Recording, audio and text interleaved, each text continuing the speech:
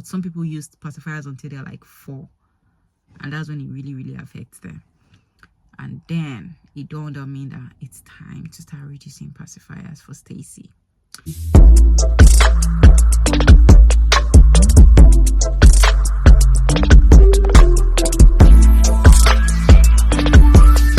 Today I want to talk about pacifiers. I've been a pacifier fan. I gave my elder sister's baby pacifier. Like all my elder sister's kids, they know me. Once I'm gone, I'm like, give this child pacifier, let the child stop disturbing you. So pacifiers are one of the things I bought for Stacy when she was born. So because she was not eating and so many of those things, we started giving her pacifiers. So she up till now, Stacy loves pacifiers. Like pacifier is her best friend right now. So what happened is that she's not eating much. She's always taking pacifiers. My mom is always like, it's even these pacifiers that she's taking that is making her not eat.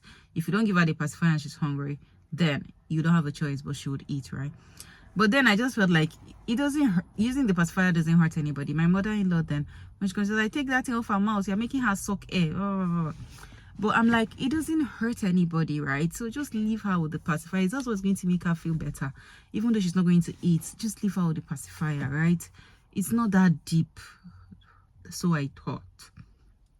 So Stacy uses pacifiers for the better part of her life, for the better part of her days and even nights. She sleeps with her pacifiers, right? Up until sometime last month, I went out with my husband's friends, and there was this 2 of his friends, their wives are pregnant. The lady was like, oh, your baby uses pacifiers. I was like, yeah. She's like, she's doing a lot of research on it. They said it affects dentition and all of those things. And I was like, I didn't really think about it. For us, that's the only thing that keeps Stacy in one place. And so I'm like, you know what, I'll give her until probably when she's like 2. Now that she's 1, I'm reducing it.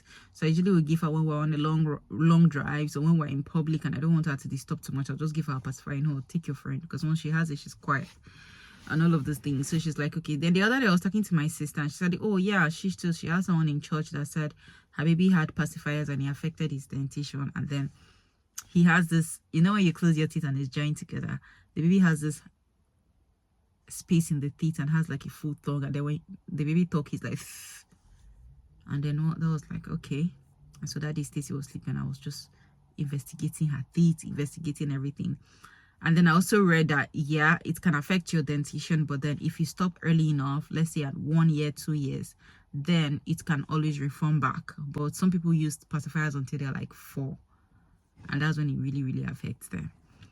And then it dawned on me that it's time to start reducing pacifiers for Stacy. Now, when Stacy stopped breast milk at 10 months, she stopped around 8 months and started taking breast milk just at night. Like she wasn't taking the afternoon again. If you put breast milk in her mouth, she'll bite you. I wanted to stop giving her breast milk even in the night. Well, I had this mom guilt, like, why won't you give your baby breast milk? I wanted to give Stacy breast milk until she's a year, 5 months. So that means even up until now, we're supposed to be taking breast milk. But girls who stopped taking breast milk at 8, 9 months. At 10 months was when we stopped completely. Around 8, 9 months, we'll do 2 days. Another day, I was like, okay, let me just give her, you know. And because she was really not taking the breast milk that much, when I stopped breastfeeding, I didn't have that pain that people stop breastfeeding and they have so much pain. I didn't have it. So she stopped breastfeeding. Once or twice, I had like a little bit of uncomfortable feeling, but I didn't have that pain because before she stopped breastfeeding, she started reducing it on her own. When she clocked 6 months, she started reducing her intake. So I didn't really feel the first couple of days here. I felt like, okay, my breast was full. Stacy, come and take. But you know, with breast milk, the less you take, the less milk it produces. The more you take, the more. So it depends on what your body feeds it. So I didn't really feel that much. Now that it's time to stop pacifiers, now is when we're experiencing what other people experience when they're trying to stop breastfeeding with their kids. Stacy cries all through the night until you give her her pacifier. She cries all through the night. So when I started, I went all out. I'm like, you know, I'm not giving you this pacifier. If you like, cry. If you like, don't cry. I'm not giving you. But then I realized you can't do that to her. You can't be giving a baby something for your past 1 year plus. And then you wake up one day and just cut out. So went to the hospital for something else. And then I told the doctor, I know you can't do that. You just have to cut it down gradually. So if you used to give her in the afternoon, reduce it, give her just at night. Then gradually cut it down gradually until then you can take it off completely when she might not even notice that you've taken it off. So That is where we're at right now. I don't think it has really affected her dentition.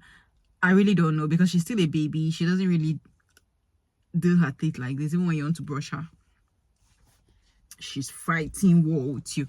Even when you want to brush Stacy is fighting with you. So I really don't know. I prayed it didn't affect her enough, and I'm so happy that I learned that early enough. If not, trust me, even up until now, I just kept saying it doesn't hurt anybody. If she wants to give it to her, it doesn't hurt anybody. Will I still give my next kids pacifier? Yes, I will. But the only thing is that I'm going to reduce it. The way I made pacifier like heaven and earth for Stacy, I'm going to reduce it for any other child that I'm going to have. I'm going to express milk for the child, so the child knows that, okay, it's time to do this, it's time to do that.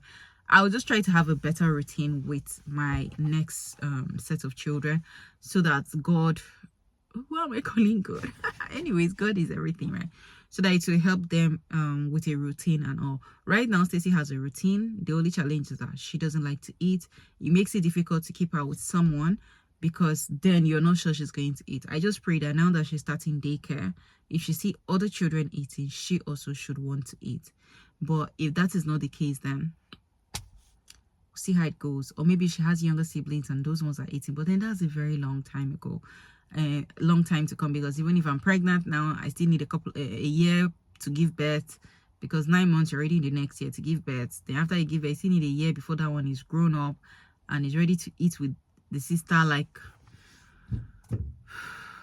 just so many things. Anyways, this is my own fair share of what I've been through. Basically, like, I just rounded everything up, what I've been through with breastfeeding Stacy, with feeding her now, and with pacifiers. Hopefully on the next time I'm making this video, we'll have something else to talk about. Thank you, and I'll see you on my next one. Bye.